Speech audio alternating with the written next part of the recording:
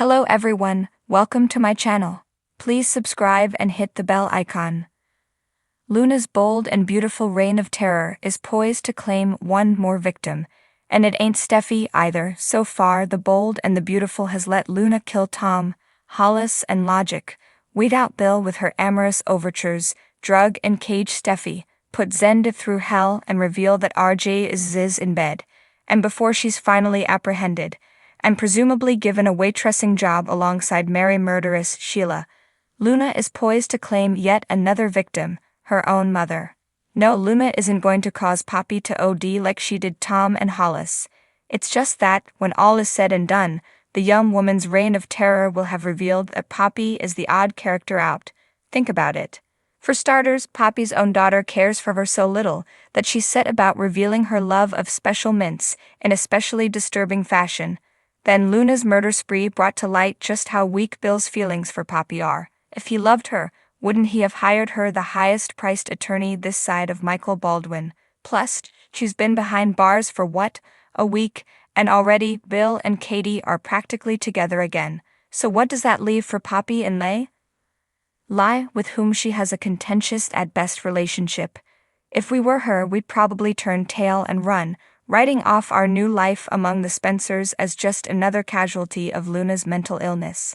What we hope Poppy does instead, however, is buckle down and say, "Hey, I've gotten by on my own so far, I just keep doing it." Then Romy Park's character could apply for a job at El Giardino, which heaven knows is short some waitstaff. She and Deacon could bond over their having had to be scrappy survivors all their lives. Sheila could get jealous and begin targeting Poppy, just in time for Luna to be sprung from the mental hospital. Feeling guilty about what she did to her mother, Luna could step in and threaten Sheila. "You mess with my mom, you mess with me." "Little girl," Sheila hisses, "you don't want to play this game with me. I invented this game." Unfazed, Luna asks for the scary sincerity, "Who's playing?" Luna's reign of terror on the bold and the beautiful was no accident. It was a calculated descent into chaos that left many wondering who would be the next victim of her ruthless machinations. Luna, once seen as the mysterious new arrival with a charming smile and an enigmatic air, had now fully embraced her dark side, and her web of deceit was about to claim yet another victim. But here's the kicker, it wasn't Steffi. For weeks, fans had been buzzing about Luna's growing influence at Forrester Creations and her manipulations that had upended the lives of those around her. What had started as whispered secrets between Luna and Poppy had evolved into a full-blown scandal involving stolen designs, illegal dealings, and emotional blackmail. But the real question everyone wanted answered was, who would be the next to fall? Many had assumed that Steffi Forrester, with her high-profile life and connections, was Luna's obvious target.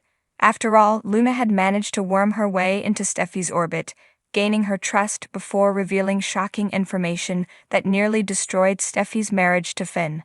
It seemed Luna was determined to push Steffi out of the spotlight, but this time she had other plans.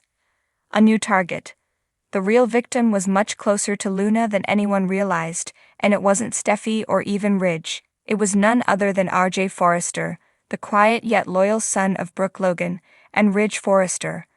RJ had been keeping his head low since returning to Los Angeles, but he'd gotten caught up in the crossfire between Luna and the rest of the Forrester clan.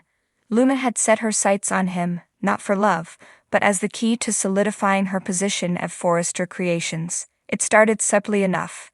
Luna had shared intimate moments with RJ, teasing out secrets and offering him advice on how to navigate the stormy waters of Forrester drama. RJ, ever the trusting and kind-hearted individual, never suspected that Luna had ulterior motives. She positioned herself as his confidant, knowing that if she could manipulate him, she could weaken Brooke's influence at the company, and Brooke was someone Luna wanted out of the way. While Steffi had always been a power player at Forrester, Brooke's presence loomed large over the fashion house. She was fiercely protective of her son and her family, and Luna knew that to truly ascend to power, Brooke had to be sidelined. Using RJ was the perfect strategy. The web tightens. As Luna became more entrenched in RJ's life, she began to drive a wedge between him and his family. She played on his insecurities, making him question his place in the Forrester empire. "You're so much more than a backup to Thomas," she would whisper in his ear, knowing full well that RJ was already feeling the pressure of being in his brother's shadow. Luna's manipulation was subtle at first, small seeds of doubt planted here and there. But soon, she began to push harder, encouraging RJ to challenge his family's decisions. She knew that if she could get him to oppose Brooke publicly, it would create the kind of rift she needed. It didn't take long for RJ to fall into her trap. The more time he spent with Luna, the more he distanced himself from his mother and sister. Steffi noticed the change but was too wrapped up in her own issues to fully intervene. Brooke, however, was not so easily fooled. She could see that Luna was pulling the strings, but she didn't yet know the extent of her son's involvement. The reckoning. Things came to a head during a heated confrontation at Forrester Creations. Brooke had been piecing together the clues, and when she finally realized the depth of Luna's betrayal, she stormed into the office, ready to confront her head-on. But what she didn't expect was that her own son would be standing beside Luna, defending her. "RJ, you don't understand what she's doing," Brooke pleaded, her voice thick with emotion. "She's using you to get to me, to tear this family apart." RJ, looking conflicted, glanced at Luna. She remained calm, cool, and collected, the picture of innocence. "Mom, you're wrong," he said, his voice shaky but resolute. "Luna's been nothing but supportive. You're the one who's always trying to control everything." Brooke was stunned. The manipulation had worked. Luna had turned her own son against her, and she could feel the fracture in her family deepening. It was exactly what Luna had wanted: chaos, confusion, and vulnerability. A fatal miscalculation, but Luna, in her quest for power, had made one fatal miscalculation. She underestimated the bond between Brooke and RJ while she had managed to plant doubts in his mind. RJ was no puppet, and deep down, he still trusted his mother. Brooke's words lingered with him long after that confrontation, and soon he began to question Luna's motives. In the days that followed, RJ started investigating Luna's past. What he found shocked him. She wasn't just an ambitious outsider looking to make a name for herself. She was deeply tied to Poppy's illegal activities, and worse, she had been blackmailing several key players in the fashion world to gain her foothold at Forrester. Realizing the full scope of her deception, RJ confronted Luna. "You played me," he said, his voice laced with anger and betrayal. "Everything you said, everything we shared, it was all a lie, wasn't it?" Luna's facade cracked for the first time. She had been so close to winning, but now her plans were unraveling.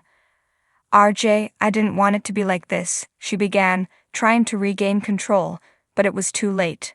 RJ had seen through her lies and there was no going back. The final blow. In a dramatic turn of events, RJ exposed Luna's treachery to the rest of the Forrester family. Her reign of terror was over, and in the process, she lost the one ally who could have helped her maintain her position. But even as Luna was escorted out of Forrester Creations in disgrace, she managed to cast one last chilling glance back at RJ. "You think you've won, but this isn't over," she whispered, her voice filled with venom. "I always come back." With Luna gone, the Forrester family could finally begin to heal. But the scars of her manipulations would remain, and the question lingered: would Luna really stave on for good? Or was this just the beginning of her dark legacy?